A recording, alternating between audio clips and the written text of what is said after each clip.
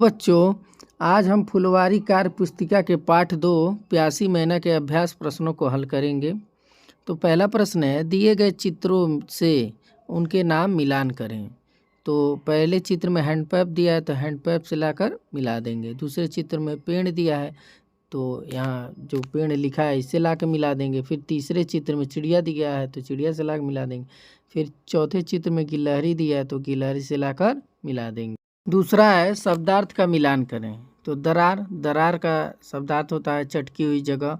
फर्श का जमीन या भूमि। खोखला पेड़ के तने का खोखला भाग। अचरज मतलब आश्चर्य। कुंडा मतलब नाद या मटका। तीसरा है एक एक पर्यायवाची शब्द लिखें। बागीचा का पर्यायवाची बाग। कपड़ा का वस्त्र। पेड़ का वृक्ष। मकान का घर। चौथा है विराम चिन्हों का प्रयोग करते हुए कथनों को सही करें। तो यहाँ पे विराम चिन्ह अल्प विराम दिया है, उसका चिन्ह दिया हुआ है। कथन लिखा है, मैना तोता कबूतर और गौरैया जामुन के पेड़ पर पहुँचे। तो यहाँ पे इस कथन में बच्चों अल्प विराम का जो चिन्ह है छोड़ दिया है। तो यहाँ सही कथन में देखते हैं, मैना के बाद अल्प विराम लगाएंगे, फिर तोता के बाद कबूतर और गौरैया जामुन के पेड़ पर पहुँचे। दूसरा है पूर्ण विराम। इसके सामने कथन लिखा है उस कुंडे में पानी है, लेकिन यहाँ पे पूर्ण विराम का चिन्ह नहीं लगाया है। तो यहाँ सही कथन में देखेंगे उस कुंडे में पानी है और फिर पूर्ण विराम का चिन्ह लगा देंगे। तीसरा है प्रश्नवाचक। अब इसके सामने कथन लिखा है पीने के लिए पानी कहाँ मिलेगा। तो ये प्रश्नवाचक वाक्य है, तो सही कथन में पीने के लिए पानी कहाँ मिलेगा इसके आगे क्या करेंगे, प्रश्नवाचक चिन्ह लगा देंगे। अब चौथा है योजक चिन्ह। आसपास बहुत से पौधे उगे हैं।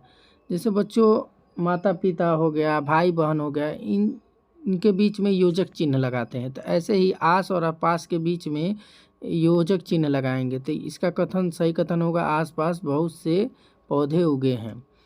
अब अगला है निर्देश चिन्ह। तो यहाँ लिखा है गौरैया ने कहा आओ मेरे साथ। तो इसको सही कथन में लिखेंगे बच्चों, गौरैया ने कहा, यहाँ निर्देश चिन्ह लगा देंगे, फिर इसको आगे लिखेंगे आओ मेरे साथ। पांचवा लिखा है रेखांकित शब्दों के विलोम लिखिए। तो क है एक दिन बहुत गर्मी थी। तो इसमें रेखांकित शब्द गर्मी है तो गर्मी का विलोम सर्दी हो जाएगा। ख है नल के पास सूखा था। तो इसमें रेखांकित शब्द सूखा है तो सूखा का विलोम हो जाएगा गीला। ग है पेड़ के नीचे घड़ा तो था लेकिन वह भी खाली था। तो खाली का विलोम हो जाएगा भरा। भरा या भरा हुआ। घ है आंगन में खिले हुए फूलों से सुगंध आ रही थी। तो सुगंध का विलोम हो जाएगा दुर्गंध। च है पेड़ के नीचे पानी से भरा हुआ एक कुंडा रखा था। तो नीचे का विलोम हो जाएगा ऊपर। छठवां है दिए गए वाक्यों के रेखांकित शब्द से एक या अनेक का पता चलता है, लिखिए। तो एक का मतलब होता है कि मतलब कोई एक वस्तु हो। अनेक का मतलब बहुत सारे वस्तुएं हों। तो आइए देखते हैं। क है चमक रहे हैं तारे। तो तारे दिया है तो तारे क्या हो जाएगा अनेक। यदि तारा दिया होता तो वो क्या होता एक। ख है मैना को तोता मिला। तो तोता क्या हो जाएगा एक। ग है सुंदर वन में खूंखार शेर रहते थे। तो ये भी शेर क्या हो जाएगा खूंखार शेर रहते थे। तो ये क्या हो जाएगा अनेक। लड़कों ने लड्डू खाए। तो ये क्या हो जाएगा अनेक। अब 7वां प्रश्न है आप पक्षियों की सुरक्षा के लिए क्या क्या करते हैं। तो हम पक्षियों की सुरक्षा के लिए छत पर पक्षियों के लिए बर्तन में पानी रखते हैं, पक्षियों को दाना देते हैं। 8वां है चित्र देखकर प्रश्नों के उत्तर लिखिए। तो यहाँ बच्चों चित्र देख लेंगे तो लिखा है गिलहरी और हुदहुद क्या कर रहे थे।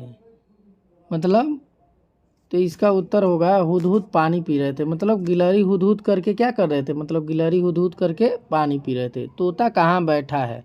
तो तोता झूले पर बैठा है। लड़की कहाँ बैठी है। तो लड़की आंगन में बैठी है। पानी कहाँ है इसे किसने भरा है। प्यासी मैना पाठ पढ़कर लिखें। तो इसका हो जाएगा उत्तर पानी आंगन में एक कुंडे में रखा है और इसे एक लड़की ने रखा है। जब हम पाठ को पढ़ेंगे तो पाठ के एकदम अंतिम में पता चलता है कि कुंडे में पानी एक लड़की रखती थी, जिसे पक्षी आकर वहाँ पानी पी सके। 9वां है चित्रों में रंग भरें। तो यहाँ चिड़िया, गिलहरी और पेड़ का चित्र बनाया हुआ है बच्चों। इसको आप स्वयं अपने से करेंगे।